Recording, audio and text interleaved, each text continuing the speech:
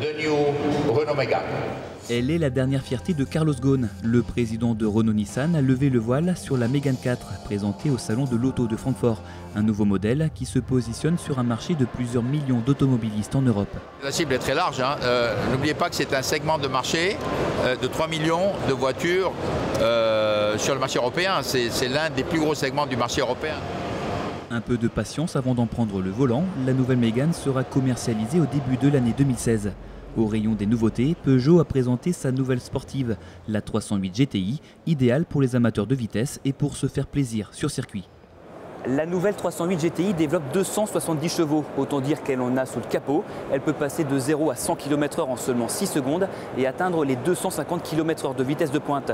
Ça fait d'elle la voiture la plus performante du moment dans sa catégorie. Et pour se l'offrir, il faudra débourser 37 200 €. Ça bouge aussi chez DS. Les ventes de la marque premium de PSA ont chuté de 24% en 2 ans. Le constructeur espère les relancer en proposant 2 versions de la DS4, une berline classique et une version crossback, de quoi satisfaire une large clientèle. S'ils veulent du plaisir de conduite, du raffinement et de la personnalisation, ils iront sans doute sur la nouvelle DS4. S'ils veulent de l'aventure extra-urbaine et urbaine, ils s'adresseront vers DS4 Crossback.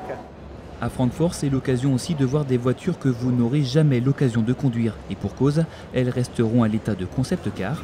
Citroën a fait revivre la célèbre Méhari, le véhicule de plage sorti en 1967. Le Cactus M, c'est son nom, a même séduit Sébastien Loeb, 9 fois champion du monde de rallye. Ouais, jusque là c'est confortable en plus. Il y a moyen de dormir dedans, c'est pratique. Pendant 10 jours, les constructeurs du monde entier vont présenter leur dernier modèle dans un espace de 230 000 m². C'est gigantesque, c'est l'équivalent de 33 terrains de football. Plus de 800 000 visiteurs sont attendus ici à Francfort.